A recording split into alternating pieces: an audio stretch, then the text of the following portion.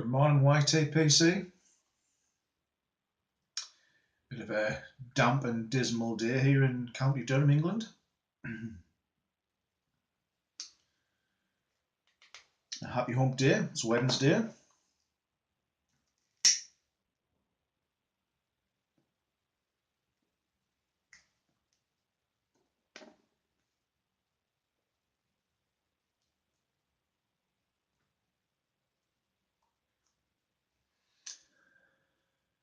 I'm smoking some GLP's Key Largo in the old Mr. Brog Amigo 51. I keep forgetting where to put it on this camera. There we go. Really like this pipe. Really cheap. Can't go wrong for the price. Again, if you're just starting out with the hobby, no reason to go out there and spend a few £100 on a pipe when, to be quite honest with you, I'm getting just as much out of this. 25 quid.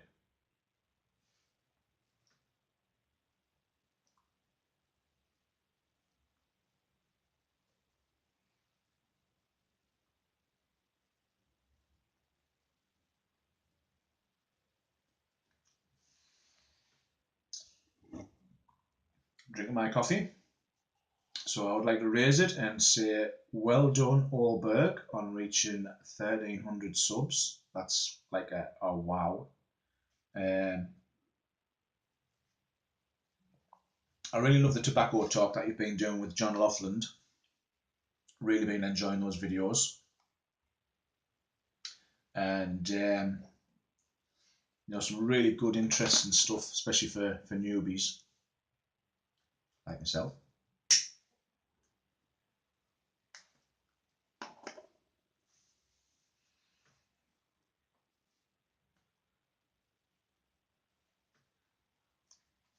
Really great question for your giveaway, and I've really been enjoying watching people's VRs and obviously hearing about their special Christmas stories.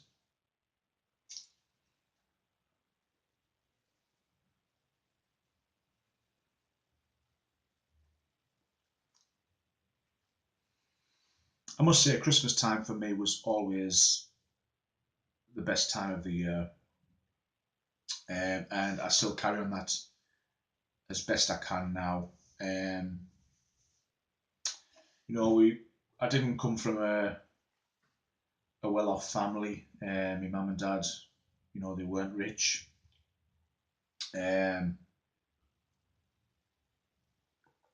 my dad always made a real special thing of Christmas.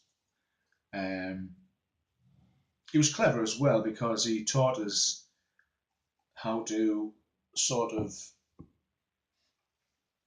savor what I get.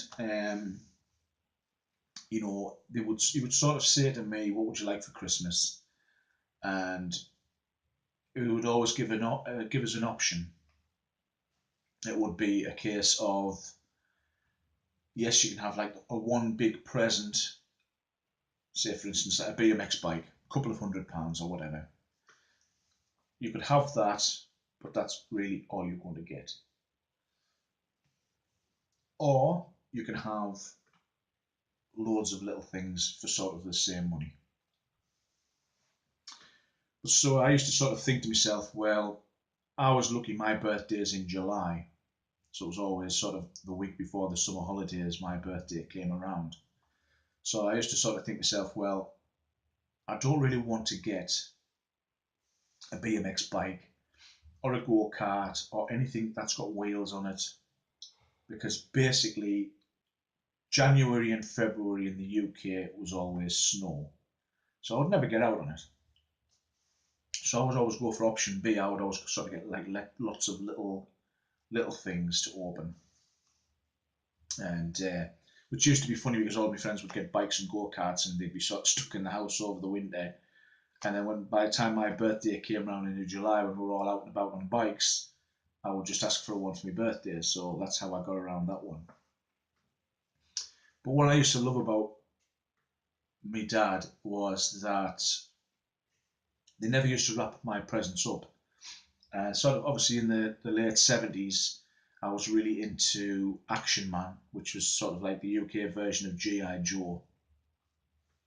And obviously Star Wars came out in 77, so there was always the Star Wars figures and the vehicles. And but what me dad used to do was he would set it all up so it was ready to play with. He would take them out of the packets, he would set them up, he would have them sort of ready and in sort of an action pose, ready to do something.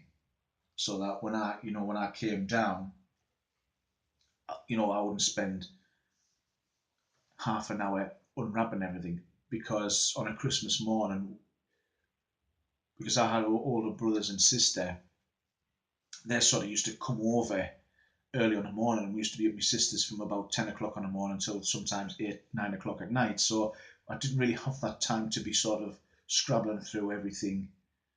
And but I used to sneak down in the middle of the night anyway. I used to always wait until my mum and dad went to sleep, and I would sneak down about 3 o'clock in the morning, and I used to always get a good couple of hours chance to play with me toys. So that always sort of, you know, warms my heart thinking of Christmas. Um, but I think one of the best Christmases I had wasn't from my childhood. It was 1994, and I'd started seeing a girl who came from Paisley, just outside of Glasgow. So it was the first time I was going to meet her father, so we'd arranged to go up there for Christmas. And I drove up on the 23rd of December, and really cold. You're sort of west side of Scotland. And I was sleeping on the couch downstairs because obviously I'd just met a daddy who wasn't ready to sort of let us share a bedroom together. We'd only been sort of seeing each other for sort of 3 months. And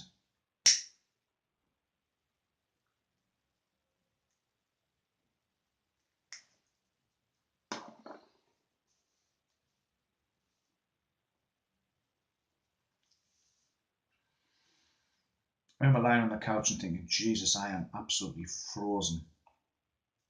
I'm thinking nothing of it. And we woke up on the Christmas morning to about 4 foot of snow, and it was unbelievable. When I went out to the car, all the water pipes were absolutely frozen solid, and spent sort of half of Christmas with pans of boiling water on the stove to go out and pour across all the pipes to try and get it melted. And I had to go and find a garage, and I literally put neat antifreeze into the engine. But the great thing was, on the Boxing Day, my ex's dad took me to Loch Lomond, and it was just all white, and I instantly fell in love with that place, and I still do. It's my all-time favourite place I've ever been to, and it was somewhere that I used to always go on my own and sort of spend an afternoon there and chill out when I used to live in Scotland. So that for me is one of my favourite ever Christmases. So, but the childhood one was always having my dad set up my toys and ready for me to play with when I got up. Even though I used to have every creak worked out on the stairs. I used to be like Spider-Man trying to get down the stairs in the middle of the night, so I didn't stand on one of the steps that would creak, and my dad would shout down, get back to bed. So good luck with the giveaway. Again, congratulations on the subs, and I hope you have a great Christmas, and you know, hopefully we'll get to share some new stories in the future. Take care, yourself, mate. Bye for now.